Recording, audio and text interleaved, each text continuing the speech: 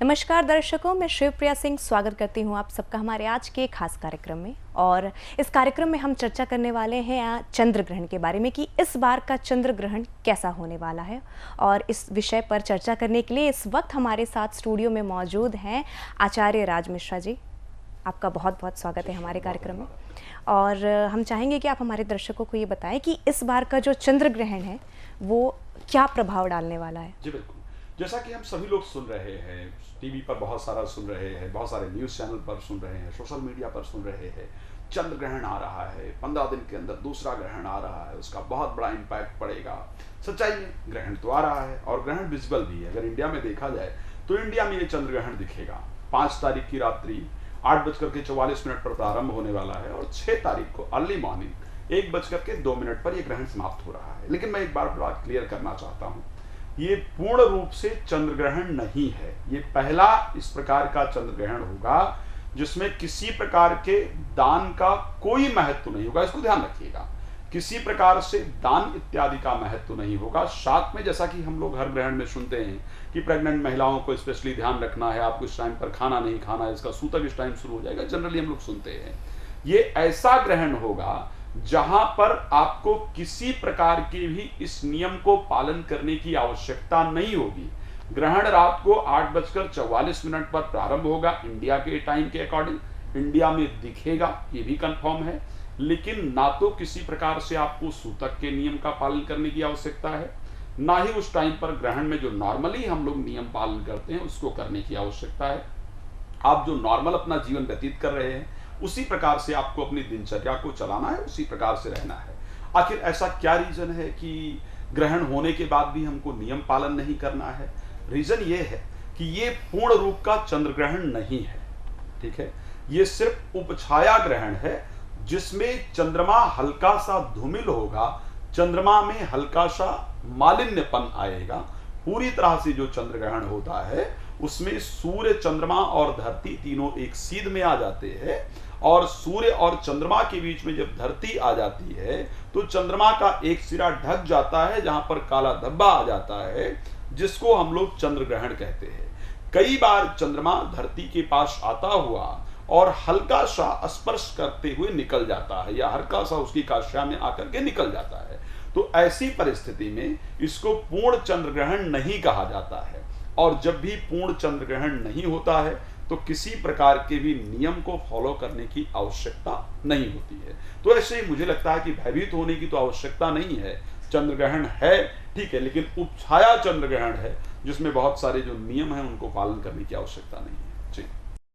जी, तो ये जो चंद्र ग्रहण जो होने वाला है इस बार का, वो अलग अलग राशियों पे अपना क्या प्रभाव डालने वाला है? देखिए, जैसा कि जब भी कोई चंद्र ग्रहण होता है तो नियम है। ये जो चंद्र ग्रहण होने वाला है स्वाति नक्षत्र और तुला राशि के अंतर्गत ये चंद्र ग्रहण होगा।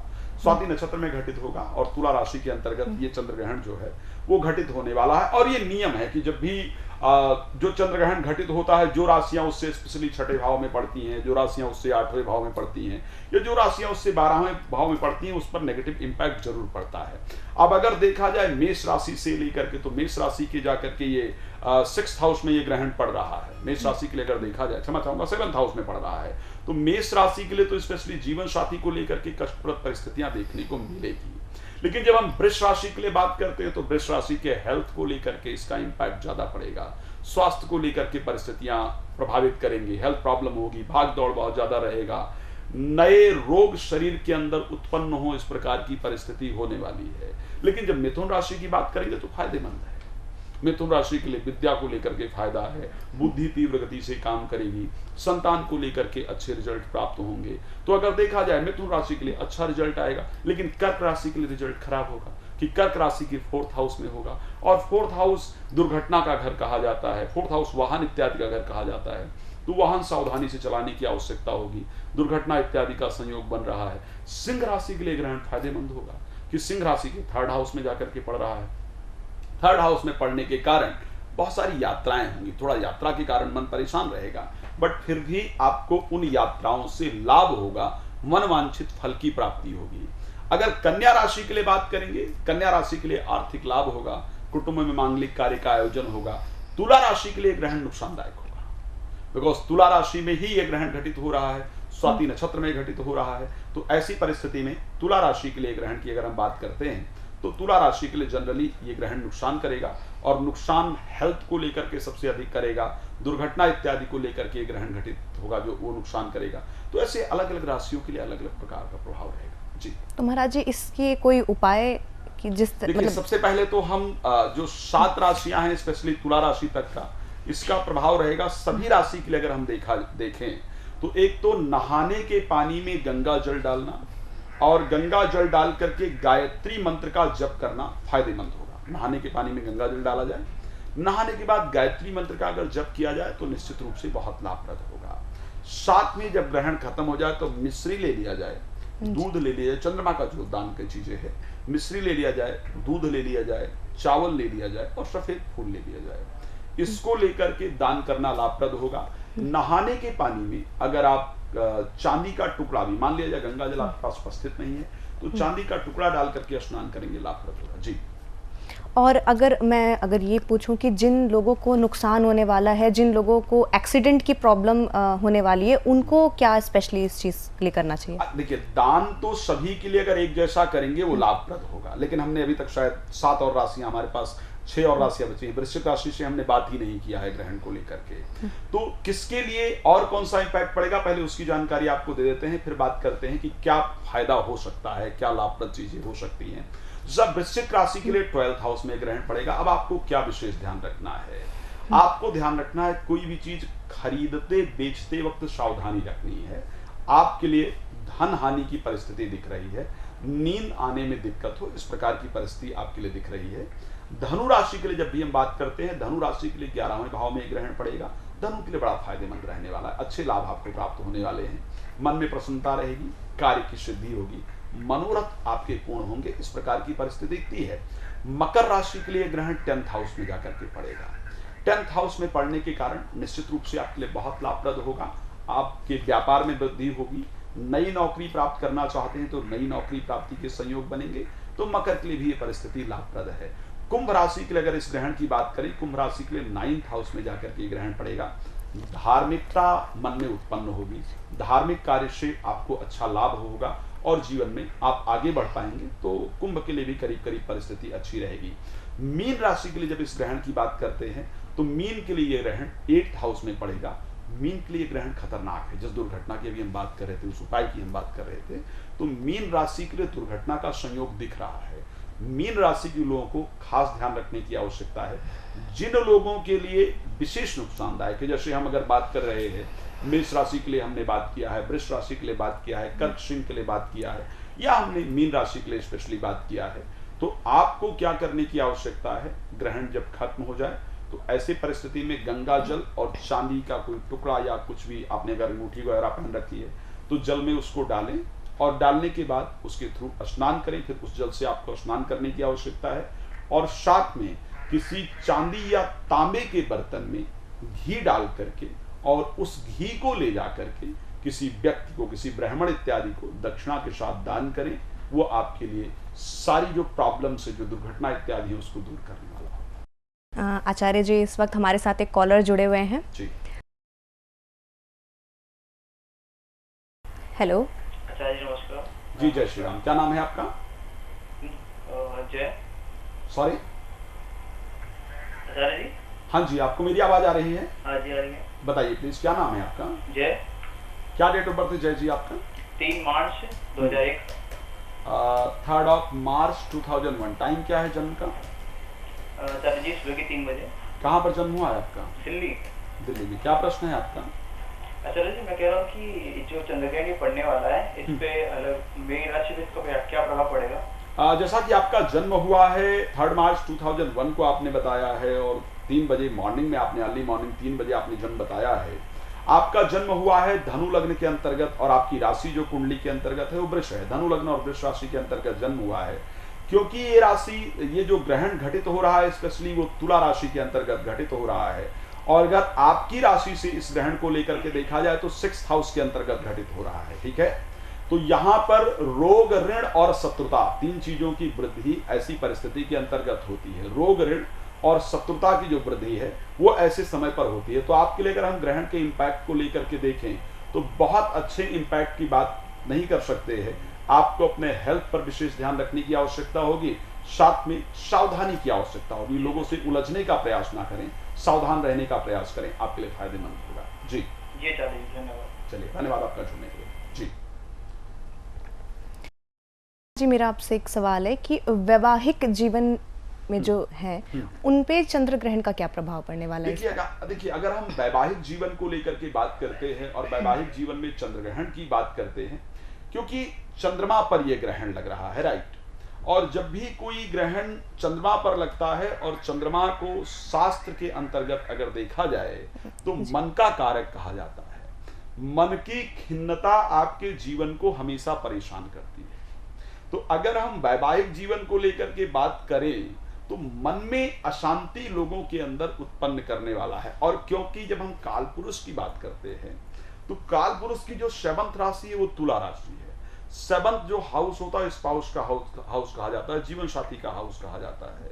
तो 7th में क्योंकि तुला राशि पड़ेगी और वहां पर यह ग्रहण घटित होगा तो जीवन साथी के साथ असमंजस्य का माहौल पैदा करेगा।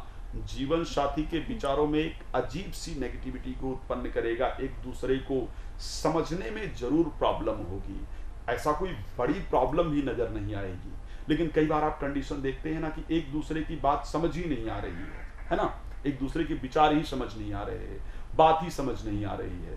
तो इस प्रकार की नेगेटिविटी का सामना जरूर करना पड़ेगा। जी आगे बढ़ते हैं। तो जो लोग, सबसे पहले मैं एक बात और आप सबको बताना चाहता हूँ, ये लाइव शायद 10-15 मिनट हम लोग और लाइव रहने वाले हैं। तो ऐसे कंडीशन में जिसको भी अपने बारे में कोई प्रश्न करना हो, हमने कार्यक्रम को स्टार्ट किया तो हमारा प्रयास रहा कि हम लोग ग्रहण के बारे में आप सबको जानकारी दें और आप सभी के मन में जो भ्रांतियां थी उन भ्रांतियों को दूर करने का प्रयास किया जाए।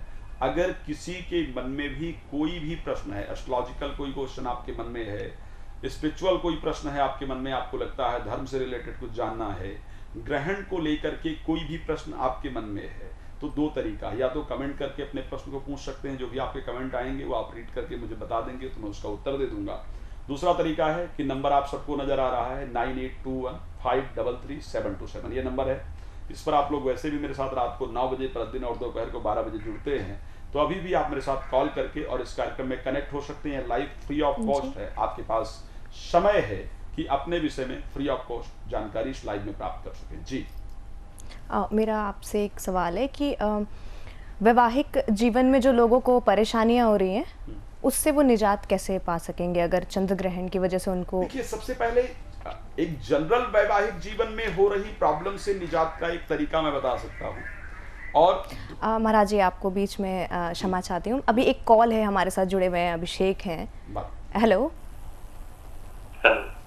अभिषेक जी, अभिषेक जी, हेलो अभिषेक जी, आप मुझे सुन पा रहे हैं क्या? Hello hello hello Abhishek ji, आपको मेरी आवाज आ रही है या नहीं? जी आ रही। जी बताइए अभिषेक जी, क्या प्रश्न है आपका, क्या डेट ऑफ बर्थ है, बताइए प्लीज। 22/11 1991। टाइम बताइए प्लीज। 22:25 रात को 10:25, राइट। फ्राइडे को जन्म हुआ था आपका? जी। कहाँ पर जन्म हुआ है आपका? ये बलरामपुर, यूपी। उत्तर प्रदेश, बलरामपुर। जी। क्या प्रश्न है आपका?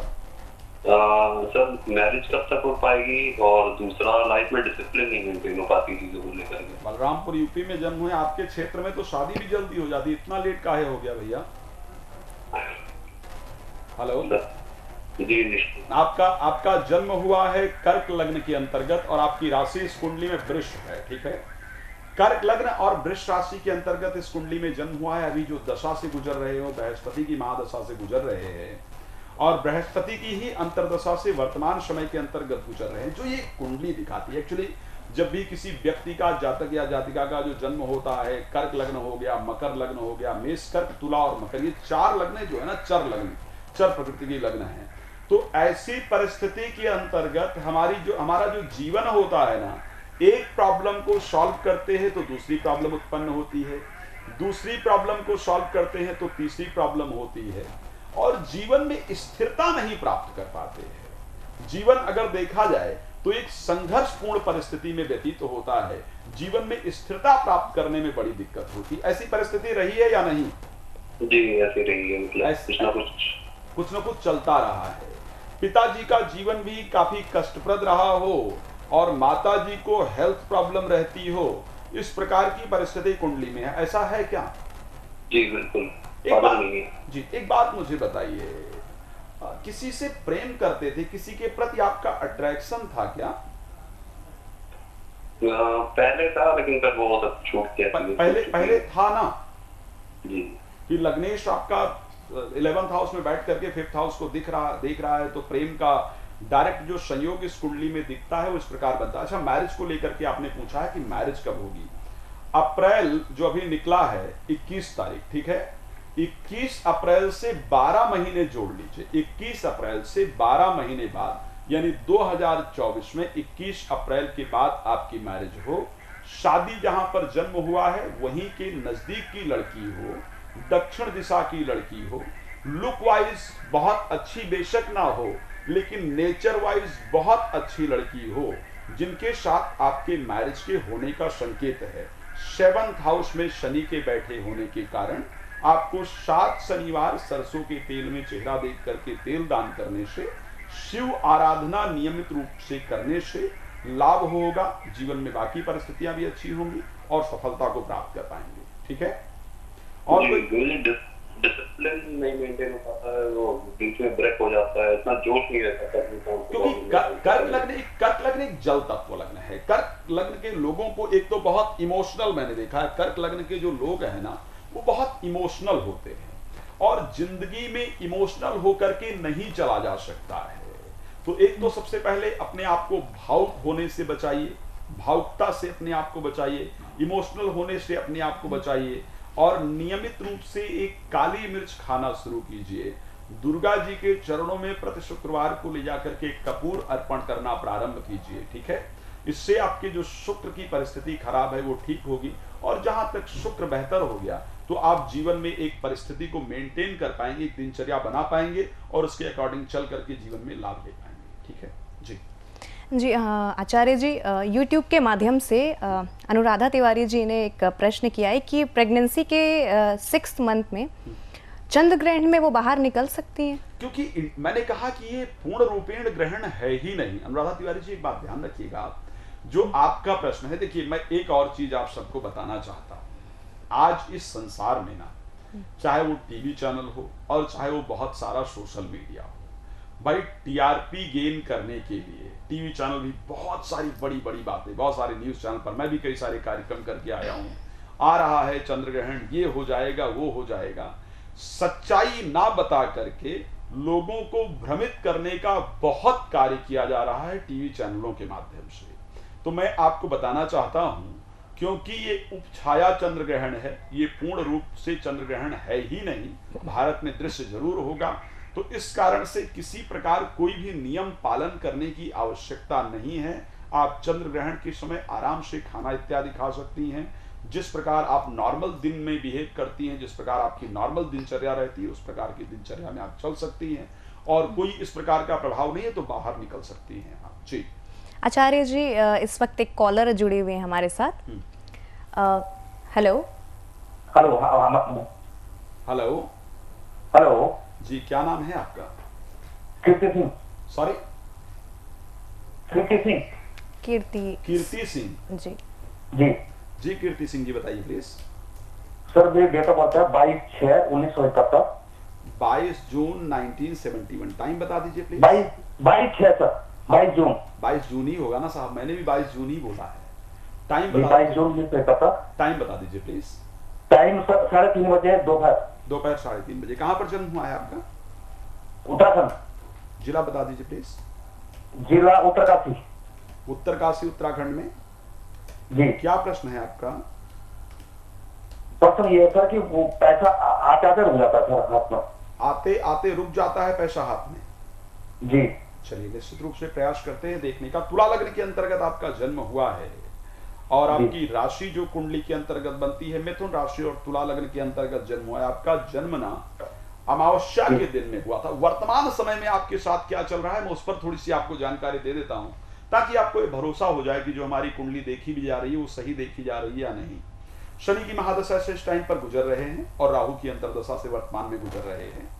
एक तो वर्तमान में आपके शरीर का जो एनर्जी लेवल है वो बहुत कम हो गया है, बहुत जल्दी थक जाते हैं और मन में बहुत अशांति रहती है, एंजाइटी रहता है, मन में एक अजीब सा डर हमेशा बना रहता है, नेगेटिविटी बनी रहती है, बॉडी के जॉइंट्स में पेन हो, नसों के अंतर्गत दिक्कत हो, मन में हमेशा मन भयभीत रहे, इस प्रकार की परिस्थिति इस कुंडली के अंतर्गत नजर आती है। दूसरा, आपके एजुकेशन के अंतर्गत प्रॉब्लम आई हो और इस टाइम जो हार्ट बीट है, जो दिल की धड़कनें हैं वो बढ़ी रहें, इस प्रकार की परिस्थिति आपकी कुंडली में नजर आती है। ऐसा है या नहीं? हेलो जी जी जी जी जैसा बताया गया ऐसा है या नहीं, ये बताइएगा पहले। जी जी जी कुछ चीजें ऐसी हैं। क्या प्रश्न किया था आपने? सर पैसा जो भी काम करता हूँ सर पैसा रुक जाता है।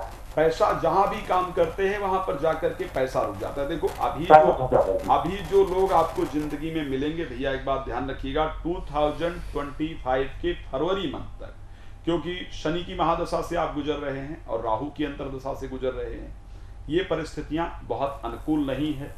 2025 के 16 फरवरी तक जो समय आपका चलेगा वो इसी प्रकार का चलने वाला है। 2025 के 16 फरवरी के बाद का जो समय है वो आपका थोड़ा अनुकूल होगा। एक बात और ध्यान रखिएगा, खैर जो मैंने बताया, आपने कहा कुछ चीजें मैच करती है, अगर मैं सारी चीजें क्लियर करना शुरू करूंगा तो 100% सारी मैच करती होंगी, ये कंफर्म है। लेकिन अब क्योंकि इतना समय नहीं है कि हम उस पर बात करें, उतना डिस्कस करें, इसलिए आपको बताना चाहूंगा कि एक तो सबसे पहले वाहन बहुत सावधानी से चलाइएगा। कोई भी रिस्क लेकर के अपने शरीर के साथ कोई कार्य नहीं कीजिएगा। कोई जिद में आकर के कहीं ऊपर चढ़े या ऐसा करें कि दुर्घटना का योग या चोट लगने का योग आपकी कुंडली में वर्तमान में दिख रहा है, ठीक है? तो इस प्रकार का कोई कार्य नहीं कीजिएगा। 7 शनिवार सरसों के तेल में चेहरा देख करके तेल दान करना शुरू करें। ओम नमः शिवाय मंत्र का नियमित रूप से जप करें। भगवान शिव को जो भस्म चढ़ता है उसको रेगुलर माथे पर लगाना शुरू करें। अगर इन चीजों को आप कर पाएंगे, इससे आपको बहुत रिलीफ मिलेगा, पैसा भी रुकेगा, मानसिक शांति भी प्राप्त कर पाएंगे और आपका जो हेल्थ है वो भी अच्छा होगा। जी। एक सवाल मेरा आचार्य जी अधूरा रह गया था कि वैवाहिक जीवन में जो लोग हैं, जो परेशानियों का सामना करने वाले हैं, उसका निवारण क्या होगा, उपाय कुछ उसके? देखिए, वैवाहिक जीवन में निवारण का सबसे अच्छा तरीका क्या है? हम जब विवाह करते हैं ना, तो हमारी एक्सपेक्टेशन होती है नहीं, कि जीवन साथी इस प्रकार मेरे साथ व्यवहार करे, इस प्रकार का होना चाहिए। हमारी अलग अलग प्रकार की एक्सपेक्टेशन, इच्छाएं होती हैं कि भाई मुझे इसी प्रकार बिहेवियर चाहिए सामने वाले का। हम कभी ये नहीं सोचते हैं हमेशा वैवाहिक जीवन में कि सामने वाले की प्रसन्नता और अप्रसन्नता क्या है। विवाह का तात्पर्य ये नहीं है कि जो आप चाहें उसी प्रकार की परिस्थिति हो। हमेशा सामने वाला या सामने वाली किस प्रकार प्रसन्न रह सके, इस प्रकार का अगर प्रयास करेंगे तो वैवाहिक जीवन हमेशा अच्छा होगा। क्योंकि मुझे ये चाहिए, मैंने ये किया, हम हमेशा इन्हीं पर चर्चा करते हैं। कभी हम प्रयास करें कि आपने मेरे लिए अच्छा किया, आपने सामने वाले या सामने वाली की तारीफ करना प्रारंभ कर दें, तो उससे उसको मानसिक प्रसन्नता प्राप्त होगी और उसके विचार आपके बारे में परिवर्तित होंगे और जीवन अच्छा होगा। खैर, अगर एस्ट्रोलॉजिकली देखा जाए, मैरिड लाइफ में अगर प्रॉब्लम चल रही हो तो जिस कमरे में आप सोते हैं उसमें गुलाब का पुष्प रखना शुरू कर दें, एक अगरबत्ती रात को जलाना शुरू कर दें और भगवान राम को पति पत्नी अगर दोनों बृहस्पतिवार को जाकर के मिष्ठान का भोग लगाएं तो इससे वैवाहिक जीवन में किसी भी प्रकार की दिक्कतें चल रही वो दूर होती है। आचार्य जी, जो विद्यार्थी होते हैं उनके ऊपर चंद्र ग्रहण का कैसा प्रभाव? मैंने कहा कि शास्त्र ने एक शब्द कहा, वेद ने, चंद्रमा मनसो जात चक्षुः सूर्यो अजायत। इस संसार में जैसा आप देखेंगे ना, जब भी विदेशी ज्योतिष की बात करेंगे, वेस्टर्न एस्ट्रोलॉजी की बात करेंगे, तो वहां वो लोग 15-15 दिन का राशि फल देखते हैं ना। 15-15 दिन की बात की जाती है कि इस महीने में आपका जन्म हुआ तो आपकी ये राशि है, इस महीने में जन्म हुआ तो ये राशि है, सूर्य राशि पर बात करते हैं। लेकिन हमारा जो भारतीय ज्योतिष है वो चंद्र राशि पर बात करता है, क्योंकि 2 दिन में चेंज होता है। तो हमारा जो भारतीय ज्योतिष है वो मन पर बात करता है। विदेशी लोग सिर्फ सफलता पर बात करते हैं और भारतीय ज्योतिष स्पेशली मन पर बात करता है। अब जब चंद्र ग्रहण लगता है यानी मन पर ग्रहण लगता है तो हर व्यक्ति पर उसी प्रकार का प्रभाव पड़ेगा, चाहे वो व्यापारिक जगत हो, चाहे वो एजुकेशन के क्षेत्र में हो, किसी प्रकार परिस्थिति में है। अगर आप मानसिक रूप से संतुष्ट हैं, मानसिक रूप से एकाग्र हैं, तो ऐसे परिस्थिति के अंतर्गत आप चाहे 10 मिनट पढ़ेंगे तो आपको अच्छी तरीके से याद हो। मन अगर एकाग्र नहीं है, 4 घंटे बैठकर पढ़ लीजिए, कुछ भी याद नहीं होगा। तो ऐसे कंडीशन में जो बच्चे विद्यार्थी हैं जो पढ़ाई कर रहे हैं, विशेष रूप से आपको गायत्री मंत्र का जप करना चाहिए।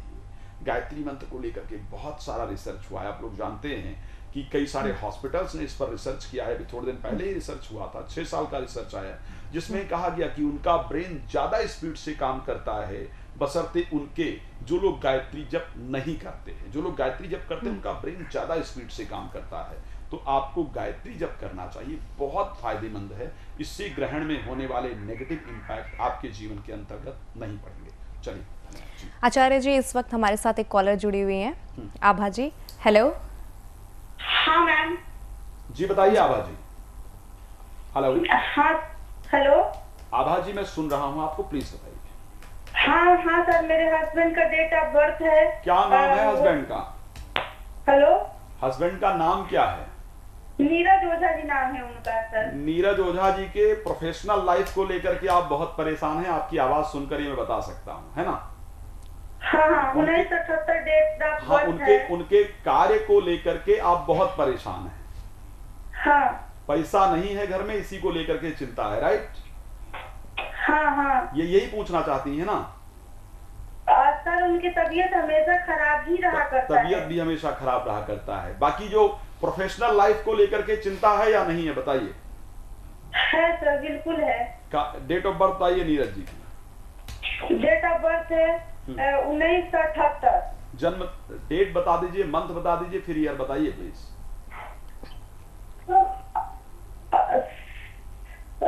डेट ऑफ 1978 है सर। जन्म तारीख बता सकती हैं क्या प्लीज? तारीख 6 अगस्त है। 6 अगस्त 1978। टाइम भी याद होगा क्या? हाँ 7:33। दिन के या रात? दिन में। दिन में सुबह ना? हाँ हाँ सूर्यास्त 6:30 सर। हाँ संध्या का समय है। संध्या का समय है। कहाँ पर जन्म हुआ है? सूर्यास्त रुद्रपुर में हुआ है सर। इतना आप घबराई हुई काहे हैं, क्या दिक्कत है? कुछ नहीं सर, आपसे बात कर रहे हैं तो रिलैक्स। ऐसा नहीं, आप लोग तो मुझसे रोज बात करते हैं। आज एंकर जी बात कर रही थी, इनकी आवाज को सुनकर घबरा गई हूँ तो कोई अलग विषय है। क्या कहाँ पर जन्म हुआ है बताइए? बलिया के रुद्रपुर गांव में हुआ है। जिला बलिया, बलिया उत्तर प्रदेश। बताइए प्लीज क्या प्रश्न है इनके बारे में? हेल्थ में प्रॉब्लम रहती है? हाँ सर, हेल्थ की बहुत प्रॉब्लम रहती है। शादी किए हुए मतलब 6-7 साल 5 साल हो गया, अभी तक मेरा कोई बच्चा भी नहीं है। इनका तबीयत हमेशा खराब ही रहा करता है सर। ओके, एक बात बताइए, पेट में हमेशा पीड़ा रहती हो और शरीर के नसों में प्रॉब्लम रहती है, पेट में पीड़ा रहती है, पेट में दिक्कत रहती है और शरीर के हड्डियों और नसों में प्रॉब्लम रहती, यही है क्या? हाँ सर, थैंक यू सर। आप कैसे जानते? ये ग्रह हम लोगों को बता देते हैं, इधर आके काम में बोल जाते हैं। हाँ हाँ यही प्रॉब्लम है सर। यही प्रॉब्लम रहती है ना? और बहुत इलाज करा चुके होंगे, रोज इस डॉक्टर के पास जाते होंगे, कोई बड़ी बीमारी निकल करके नहीं आ रही है और दवा लेते हैं वो दवा लगती नहीं है ना? हाँ हाँ सर बिल्कुल। कोई प्रॉब्लम समझ नहीं आ रही है और जो दवा लेते हैं वो दवा लगती नहीं। पेन और पेपर लेकर बैठे हैं या नहीं? क्या सर? पेन और पेपर? हाँ सर बोलिए। लिए हैं। लिए हैं। तारपीन का तेल, तारपीन का तेल, नागर मोथा। Sir 1 minute. हाँ, देखो मेरे पास बहुत टाइम नहीं, मुझे बेटी को स्कूल से लेने जाना है, 15 पर खत्म करना था, 16 ऑलरेडी हो गए हैं। हाँ हाँ तारपीन का तेल, नागर मोथा, नारियल मोथा, नागर मोथा, तारपीन का तेल, नागर मोथा, हाँ लोहबान, हाँ लोहबान और गजदंत। ये 4 लोहबान और तारपीन, नागरमोथा, लोहबान और गजदंत, ये 4 चीजें हैं। वीडियो बाद में एक बार चेक करके देख लीजिएगा, ठीक है, दोबारा सुन लीजिएगा। हाँ। इसको पानी में डाल करके इनको नहाने के लिए बोलिए, ठीक है। हाँ, और एक हाँ, हाँ। अष्टमुखी रुद्राक्ष और एक सफेद चंदन के पेड़ की जड़ पहना दीजिए। जितना अभी तक दवा में खर्च कर चुके हैं उससे जल्दी, हाँ, अभी तक कुछ आपका निकला नहीं, आपको तुरंत आराम मिलेगा, इसको ध्यान रखिएगा, ठीक है। और नहीं तो ये 2032 तक है, परेशान करता रहेगा। चलिए, धन्यवाद आपका जुड़ने के लिए। जी आचार्य जी, आपका बहुत बहुत धन्यवाद हमारे साथ कार्यक्रम में बने रहने के लिए और चंद्र ग्रहण के ऊपर चर्चा करने के लिए।